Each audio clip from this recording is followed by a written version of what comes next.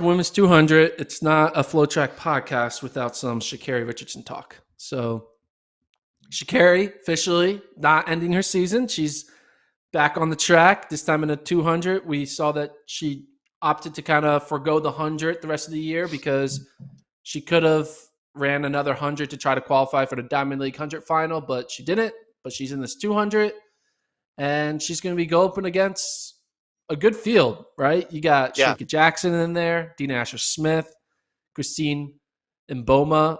So we have three women who have all broken 21.90 in their career.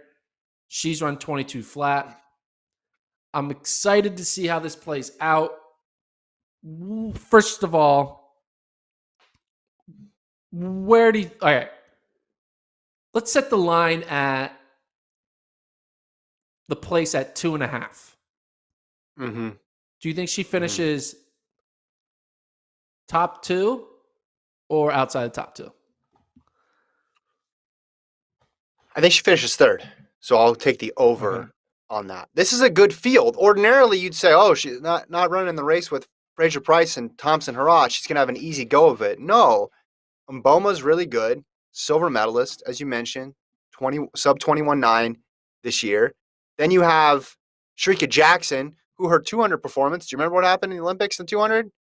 She's a better 200 runner than she is in the 100, and she's really good in the 100, but she got bounced in the 100, didn't make it out of the first round. She's run 21.82. Asher Smith's been banged up this year, so Richardson can beat her. But Mboma and Jackson, Masalingi's solid too, going against Richardson, coming off of a last place finish, and she hasn't run a bunch of 200s this year. She's only run 2 of them. She's definitely stronger in the 100. I think 3rd place would be a fine result from her. Let's not get out of whack with the expectations here with her in the 200. Yeah, I think if she got – here's the thing, though. Getting 3rd, it's kind of crazy where we're going now. Like, now we're like, yeah, 3rd would be great. Like – but it's true. We need to, but we need to be. We don't need to do what people who never pay attention to track do, right? And just assume because they saw a person run great in one race or a couple races that's their destiny. We know that it's more complicated than that. We know that this field is tough. So I think 3rd would be solid here, especially coming off after Pre. Okay, the spider's back. All right, hold on. Yeah, I mean, I do remember this Continental Tour Ostrava win in the 200. She ran 22.3 into a headwind. I still don't think that the 200 is her best event. I think the 100 is her better event. She has gotten a little better, though, in this 200. She's run 22.11, albeit that was, in April. It's a long time ago. I think she needs, though, she needs to finish top 3. I think if she comes out there and runs like a 22.6, provided it's good conditions, so a 22.6 where the rest of the field is running 22 low or 22.4 where everyone's running 21 high. I feel like if she gets like severely smoked in this race, you're going to start thinking, a problem. Like, that's a problem. Be a problem. Yeah. Okay. The pressure should be lower in this race. I think that's good for her. Yeah. Because it's not the main event, and the top 2 in the world, 2 of the 3 fastest in history, aren't in the race, right? And anybody out like non-track people might say, oh, she's supposed to win every single time. But people who pay attention know how good Mboma is, and they know how good Sha'Carri Jackson is. It's not in the United States. This should provide a lot lower pressure of an environment for her to perform. I'm really interested to see Mboma and Jackson here too, because we never saw Jackson have that apex 200-meter race that she deserved to have because she didn't qualify out of the first round. And Mboma, we saw what she did in U20s, and you saw how fast she was in Tokyo. So this is going to be a great race. Sha'Carri is part of that, but she's not the whole story. Yeah, you look at Jackson's season in the 200. She won every race except for Jamaica final, where she lost to Shelly Ann. But then she came back and she beat like the top people in that July 4th and that July 6th 200, where she won in 22-1 and 21-9. And then obviously that Heat 5 fourth place finish is like clearly not a legitimate run because she ran 23-2. Clearly she can run faster than that. So Shericka may be seeing like an avenue of like, hey, Shelly Ann and Elaine Thompson are just on fire this season. I'm never going to break up that 1-2 punch in the 100.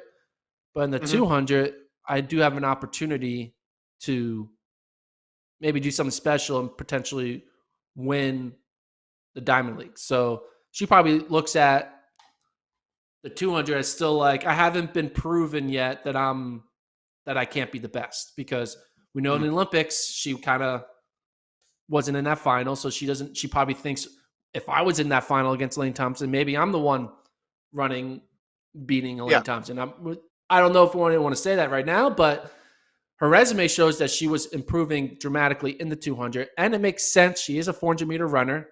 We would think that she should be able to be even better in the 2 than she is in the 1. So I'll be excited to see how she does. I think Shericka is going to beat Mboma, which would be kind of incredible, because if she beats the silver medalist, you're like, whoa. But she was that good. That's why it was so surprising. Yeah. What happened there, and so frustrating for the Jamaican fans.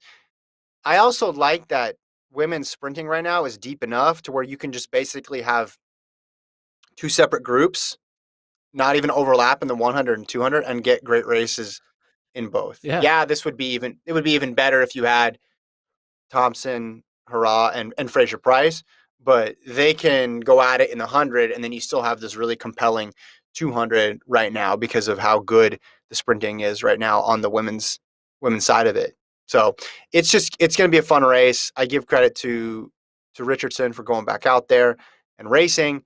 But this is going to be a tough field to beat. So if she does manage to win, this is a huge, huge victory. I think third is still solid.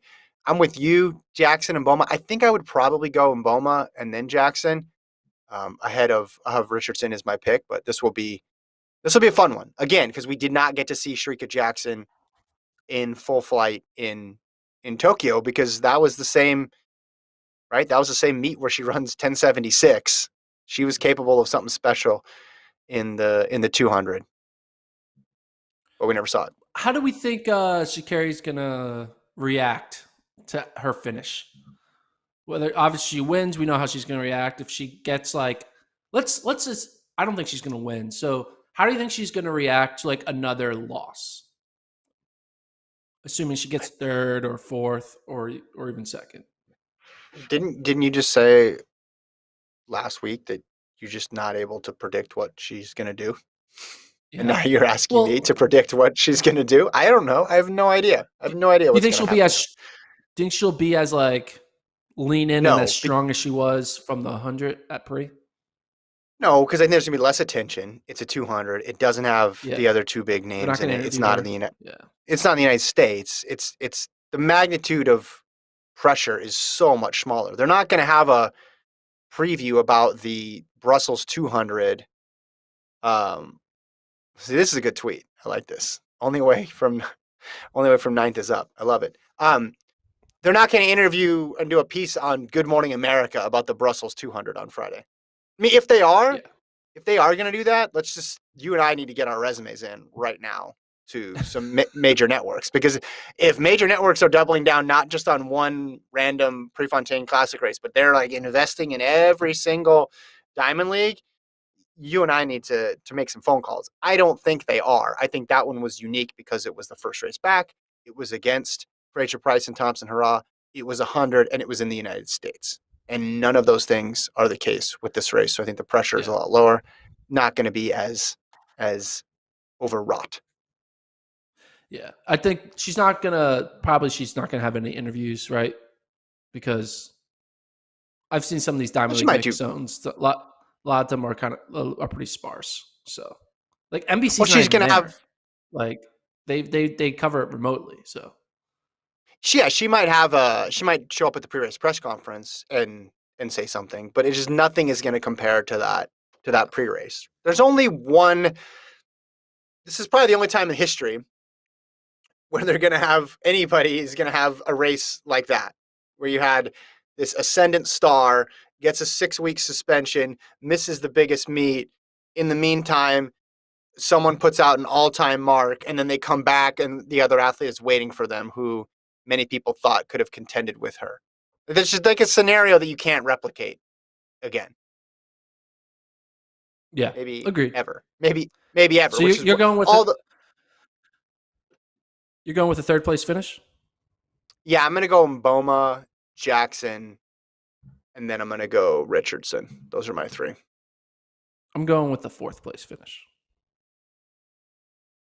I think Dina Asher beats her as well. Yeah, she's just been struggling. Where's that whole? Hold on, let me see this whole start list here. Women's 2. Anybody else? I mean, Massalingi is intriguing as well too, so I think that's going to be tough. The Belgian women are 23-second runners, so and the German woman's 23. So really, it's a 5-person race. Right? 2 from Namibia, Richardson, Jackson, and Asher Smith. So I think third would be solid. I think any lower than that would be for her at this point. But again, only way up is up from 9th, right?